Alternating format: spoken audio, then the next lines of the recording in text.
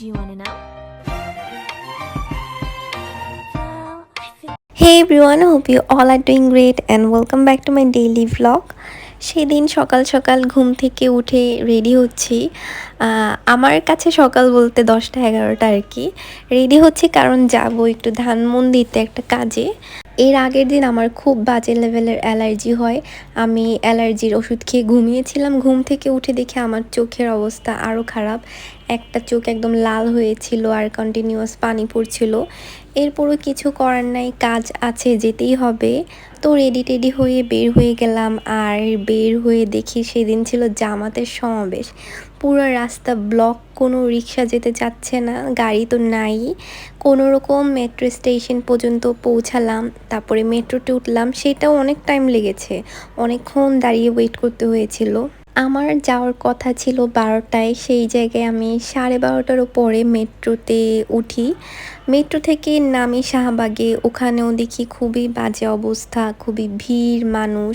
এখান থেকেও ধানমন্ডি যাওয়ার মতো কোনো রিক্সা পাচ্ছিলাম না। দেন কিছু দূর হেঁটে এলিফ্যান্ট রোড থেকে একটা রিক্সা পাই, এরপরে উঠি। এরপর রাস্তা আবার ফাঁকাই ছিল।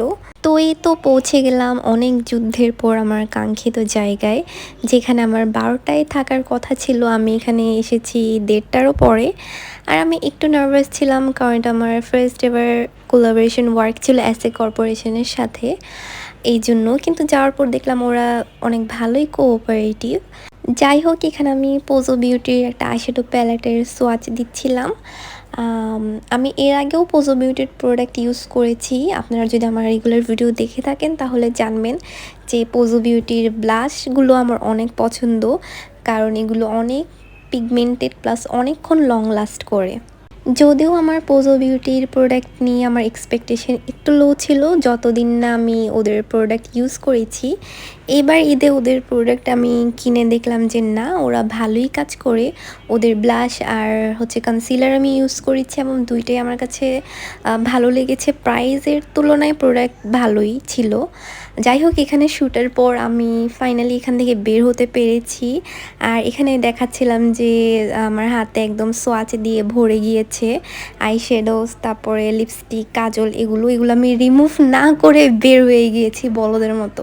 যাই হোক, এরপরে লাঞ্চের জন্য আসলাম ইউজুতে। আর এই প্লেসটা আমি সিলেক্ট করেছিলাম। এখন আমার খুব রিগ্রেট হচ্ছে যে আমি কেন সিলেক্ট করেছি। যদিও ওই দিন আমাদের পিকচার তোলার কোনো ইন্টেনশন ছিল না, আমরা মেনলি খাওয়ার জন্য গিয়েছিলাম। কিন্তু আমরা ভুলবশত একটা পিকচার ফ্রেন্ডলি প্লেসে চলে গিয়েছিলাম, যেখানে খাবারের টেস্ট আর মান খুব একটা ভালো ছিল না। প্লেসটা মেনলি ফটোজেনিক একটা জায়গা, মানে ওখানে গেলে অনেক সুন্দর সুন্দর ছবি তোলা যাবে।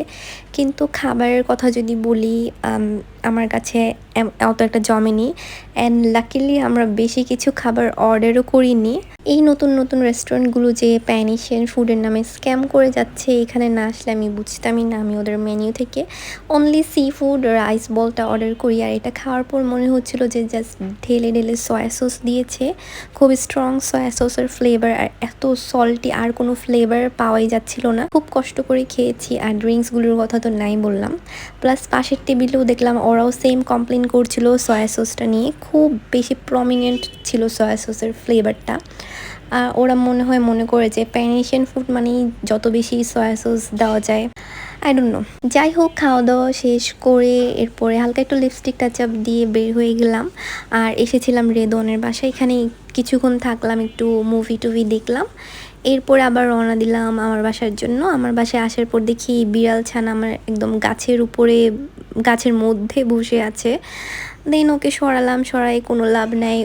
যেখান থেকে সরাই বারবার ওই জায়গাটায় বারবার আবার যাচ্ছিল দৌড়িয়ে।